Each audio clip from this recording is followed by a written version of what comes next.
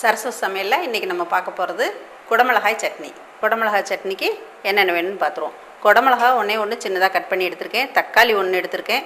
சின்ன வெங்காயம் ஒரு 10 வெங்காயம் உரித்து எடுத்து வச்சுருக்கேன். கருவேப்பிலை கொஞ்சம், கொத்தமல்லி இலை கொஞ்சம், ஒரு 2 காஞ்ச மிளகாய், உங்களுக்கு மிளகாய் காரம் எவ்வளோ தேவையோ போட்டுக்கோங்க, ஒரு 2 பல் பூண்டு, புளி கொஞ்சோண்டு, கடலைப்பருப்பு, உளுத்தம்பருப்பு ஒரு 2 டீஸ்பூன் எடுத்துக்கோங்க.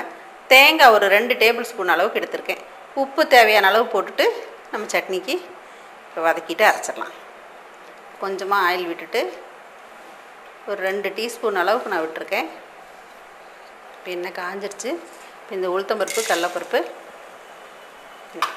ஃபஸ்ட்டு போட்டுருவோம் எண்ணெயில்.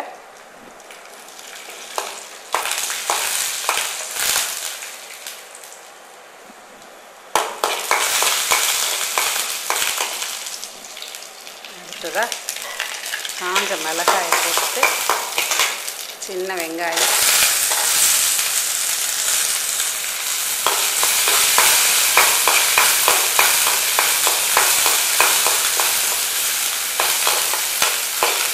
சின்ன வெங்காயம் ஒரு 2 நிமிஷம் வதங்கினதுக்கப்புறமா அடுத்ததாக குடமிளகா,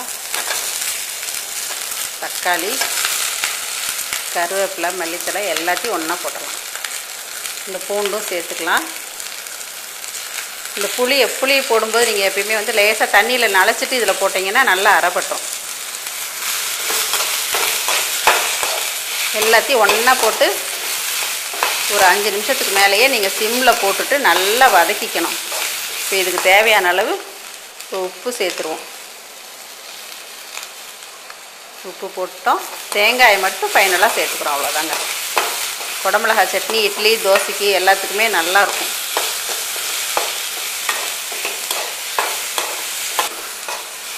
இதெல்லாம் நல்லா வதங்கிடுச்சு.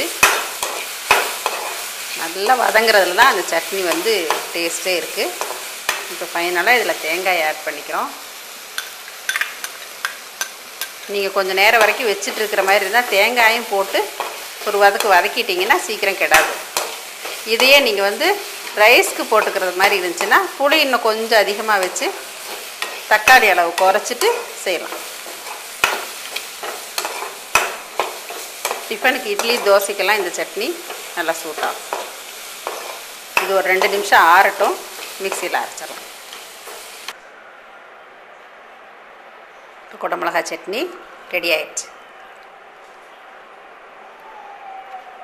இப்போ உங்களுக்கு இதில் எந்த அளவுக்கு இன்னும் கொஞ்சம் தண்ணி வேணும்னா தண்ணியாக கூட கரைச்சி வச்சுக்கலாம். இப்படியே வேணும்னாலும் நம்ம போட்டுக்கலாம். இதில் ஒரு கடுகு உளுத்தம்பருப்பு போட்டு கருவேப்பிலை போட்டு நீங்கள் தாளிப்பு கொடுத்தாலும் டேஸ்ட் நல்லா தான் இருக்கும். நாம் முன்னாடியே ஆல்ரெடி எல்லாமே போட்டு நம்ம வதக்கி அரைச்சிருக்கனால தாளிப்பு வேண்டியதில்லை.